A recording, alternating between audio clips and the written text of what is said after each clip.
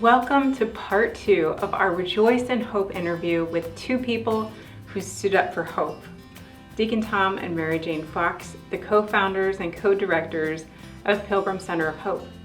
Last time, we heard how they responded to a need for renewal and visited thousands of homes in San Antonio, finally founding Pilgrim Center of Hope in 1993.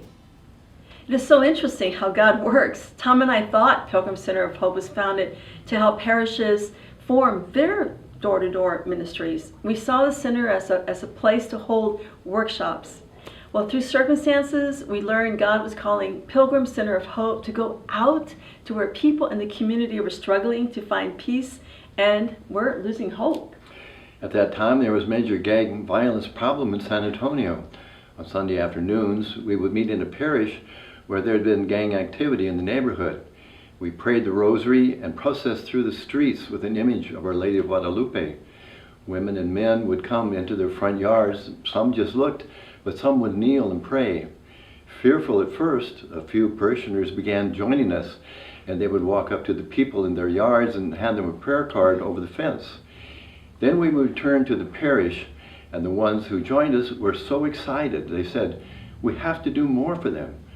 These were the same people who would never go near those streets, and now they were inspired and challenged to provide for their neighbors physically and spiritually. One Sunday, a gang member approached the image of Our Lady of Guadalupe and touched it. He asked us to pray with him, and when he heard what we heard later, he turned himself in to the authorities. How else did you reach people? Opportunities began presenting themselves through requests as there was a need for peace. Pilgrim Center of Hope hosted Eucharistic adoration retreats, and also in partnership with the Marian Center of San Antonio, Marian conferences were held annually. You know, our Blessed Mother was very instrumental in the founding of both of our ministries. And way back in the twilight of the 20th century, Our Lady, Star of Evangelization, called us together for an important joint ministry. And so from 1992 through 2001, the Marian Center and the Pilgrim Center of Hope partnered together as co-sponsors of 10 national Marian conferences. They were held every summer at the Municipal Auditorium, later known as Mary's Summer House. And it was an extraordinary decade of spiritual seeding, planting, fruitfulness, and renewal for our own archdiocese here and for the thousands of people who came from all across our nation and outside the country. And you know, it's now been some 20 years since that amazing decade, and still people tell us that their spiritual life was forever changed by a deep conversion of heart they experienced at the Marian Conference. Through an inspiration by one of the priests who spoke at a conference, the airport ministry was founded. I was returning father to the airport, and we saw a religious group evangelizing. I said, the Catholic Church should be doing this. Father said, then do it. Well, we had the kiosk at San Antonio International Airport open for 15 years, and it was staffed by volunteers who would hand out pamphlets and rosaries to weary travelers. We discovered it was a non-threatening way for Catholics and non-Catholics to ask questions about Catholicism. And it reminded them that God cares about them. The effort, due to a shortage of volunteers, has ended, but you know, we are always ready to fire it up again if any of you watching feel called to volunteer. We're willing. I had the privilege of participating in the airport ministry through Pilgrim Center of Hope for 7 years. And what we would do is go to the one of the terminals and set up a booth, put free material like rosaries and pamphlets and all things about our Catholic faith with 2 signs that said free Catholic material, and just stand there and wait till people came by that were traveling. Sometimes it would be workers from the airport, but usually travelers, and they would take the items. A lot of times they would take rosaries, and the neat thing about that was inside the rosary packet was the instructions on how to pray the rosary. So I always would say a little prayer that they would pray the rosary when they would take it. It was just so neat to see all those people traveling. I prayed for each one of them, and it was my privilege to participate in that ministry that Pilgrim Center of Hope had.